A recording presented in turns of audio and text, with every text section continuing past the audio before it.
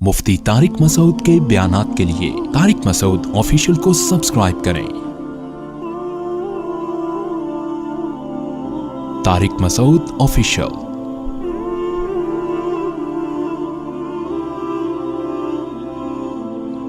ज़ुल्क़रनैन का तज़किरा है कि बहुत बड़े बादशाह गुजरे हैं, पूरी दुनिया फतह की उन्होंने, हज़रत ज़ुल्क़रनैन ने।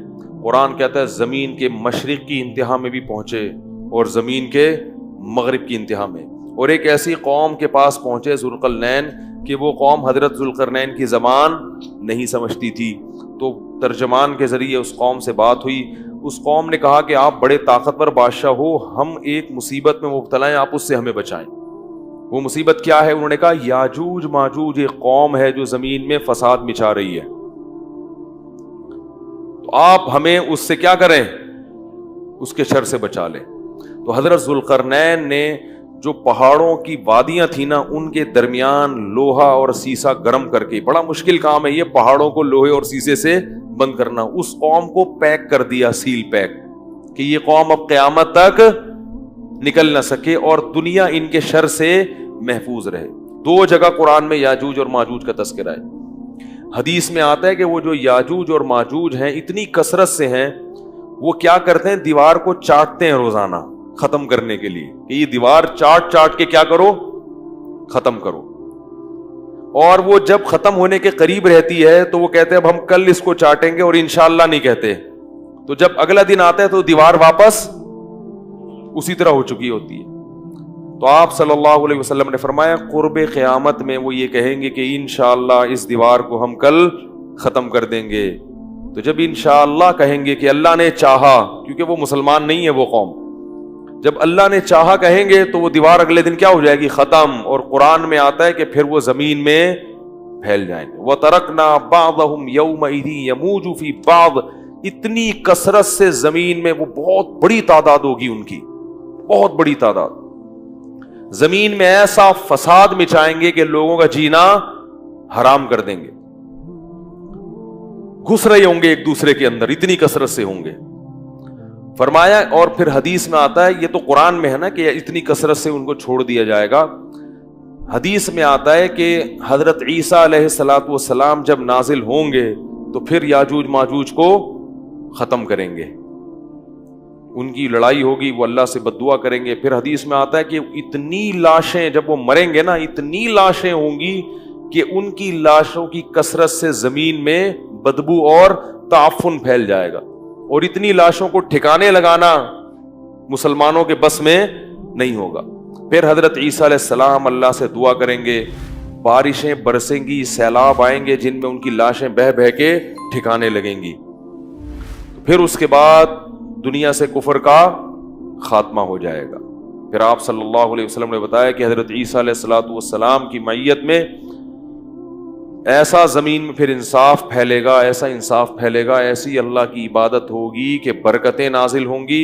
एक अंगूर का दाना इतना बड़ा पैदा होगा कि लोग उसको सैराब करके, एक अंगूर के दाने से कई कई आदमी सैराब होंगे, इतने बड़े बड़े अंगूर पैदा होंगे। क्योंकि जब तकवा होगा ना जमीन में तो बरकतें आसमान से नाजिल होंगी, फलों के साइज बढ़ जाएंगे, उनके जायके बढ़ जाएंगे। अभी तो देखो छोटे होते जा रहे हैं, पब्लिक भी छोटी होती जा रही है, कद छोटे होते जा रहे हैं।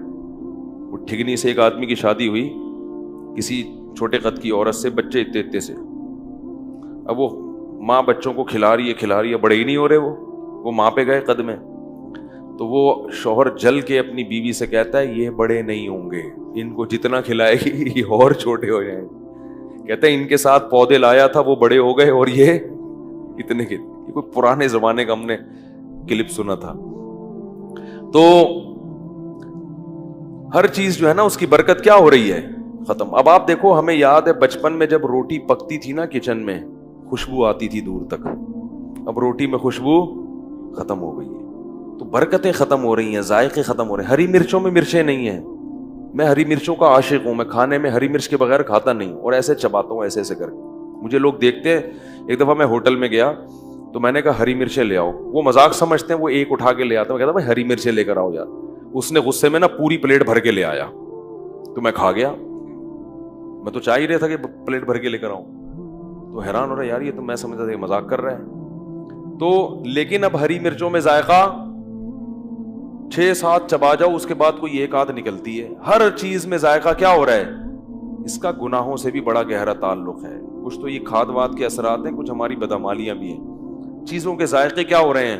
ختم ہو رہے ہیں. تو انار حدیث میں آتا ہے اتنا بڑا پیدا ہوگا کہ انار کا جو چھلکا ہے نا اس میں اس کو لوگ سائبان کے طور پہ استعمال کریں گے. اتنے بڑے بڑے چھلکے لوگ اس میں بیٹھ کے چھاؤں کے طور پر رکھیں گے.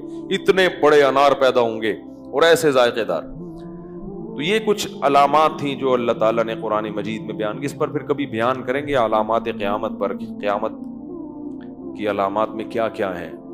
تو یہ ایک مستقل ٹاپک ہے. اس میں لوگوں نے موضوع من گھڑت قصے بہت بنائے ہوئے ہیں. صحیح روایاتیں کم ہیں اور جو موضوع من گھڑت کتابیں اور اپنی طرف سے قصے کہانیاں بنا کے, ورنہ یہ ایک مستقل ٹاپک ہے. قرآن و سنت میں اس پر بہت کچھ بیان کیا گیا ہے. تو خیر اصحاب کہف کا یہ واقعہ تھا اور حضرت موسیٰ علیہ السلام کا یہ واقعہ.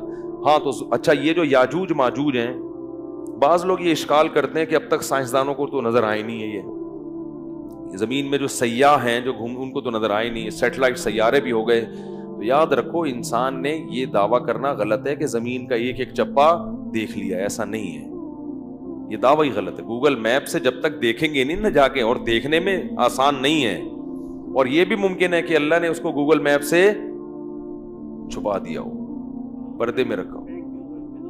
وہ پیک بھی ہو گئے ہوں گے کہ وہ اوپر سے نظر نہیں آ رہے ہوں گے. اور بعض لوگ یہ کہتے ہیں کہ یہ چائنیز ہے نا, یہ یاجوج ماجوج ہے.